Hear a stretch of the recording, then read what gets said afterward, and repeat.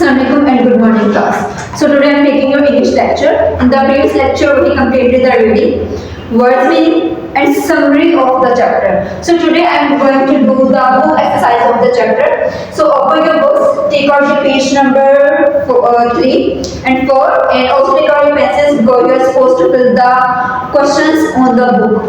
So your first question is choose the correct answer. So first one is people who possesses empathy are ऐसे लोग जिनको empathy देते हैं कौन होते हैं?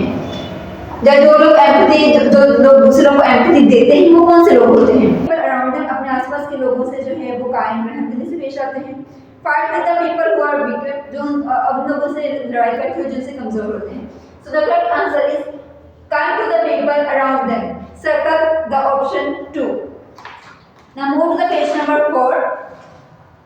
According to the message in this passage, we should be हमें इस लेसन से क्या सबक मिलता है कि हमें क्या होना चाहिए? कॉन्फिडेंट, खुद एतमादी होनी चाहिए, फॉरगिविंग, दूसरों को माफ करने की हमारे अंदर सलाहियत होनी चाहिए. तो क्या होना चाहिए हमारे अंदर? So we are forgiving. The correct answer is 2. Circle the option number 2, forgiving, which is an evidence of the suffering of Hazrat Muhammad sallallahu alaihi wasallam. अब इस लेसन में हमने हजरत सल्लल्लाहु अलैहि वसल्लम के पेशेंस के एक जो है इंसिडेंट पढ़ा था कि जिसमें उन्होंने बहुत ज़्यादा पेशेंस और फॉरगिविंग नेचर का अपने मुजाहरा किया था. तो वो कौन सा था? हिज फीट ब्लेड कि उनके हाथों के पाँव से खून निकलना शुरू हो गया.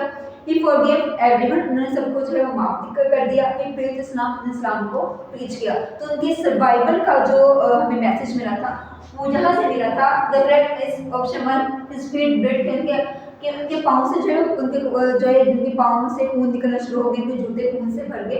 तो ये उनका सर्वाइवल का इंसिडेंट था. Now move to the next part, B part. Use the treasures to find synonyms of these words. So synonyms are the words जिनके meaning same होते हैं. The meanings will remain same. The word will be different. Meaning जो है होगा word का same रहेगा लेकिन meaning जो होगा वर्ड का सेम रहेगा लेकिन जो उसका वर्ड है वो डिफरेंट हो जाएगा. For example noble. Noble mean honourable. Noble are the person जिनकी माशरे में इज्जत होती है, लोग उनकी रिस्पेक्ट करते हैं. तो नोबल अगर आप नोबल यूज करें या ऑनरेबल यूज करें मीनिंग जो है वो सेम रहेगा लेकिन वर्ड डिफरेंट हो जाएगा. पोजेसिव का मीनिंग होता है ओन. अगर पोजेसिव कहें या ओन कहें कि हम किसी चीज को ओन करते हैं कि हमारी है, अपना हित का इजहार करते हैं, तो हम दोनों में से जो वर्ड कहें तो मीनिंग सेम ही रहेगा. बिहेव, एक्ट कि हम किसी चीज को बिहेव कर रहे हैं या किसी चीज का एक्ट कर रहे हैं तो चीजें meaning same, words will be different. Numerous, many. Numerous का मतलब है बहुत ज्यादा, मैनी का मतलब होता है. Okay class, now move to the third part, C part. Add NASS to the following words to make a new word. NASS मिलाकर आगे इनके लगाना है ताकि एक न्यू वर्ड हम क्रिएट कर सकें. For example kind, kindness. Kind का मतलब होता है जब रहमदिली या इसको हम कहते हैं काइंड वो इंसान का जो दूसरे के साथ रहम से पेश आता है. फॉरगिव, माफ करना. फॉरगिवनेस. इल, बीमार. इलनेस, बीमारी. विट का मतलब होता है जब हम किसी चीज के गवाह होते हैं. विटनेस, NASS लगा के उसको विटनेस कर देगा.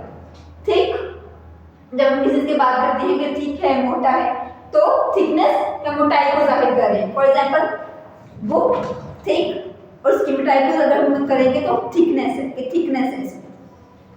Kind hearted, fit. फिट का मतलब होता है मजबूत और फिटनेस उसकी हम ताकतवर या हम कहते हैं कि इसके अंदर कितनी ताकत है या हम जब हम पावर की बात करते हैं तो फिटनेस की बात करते हैं.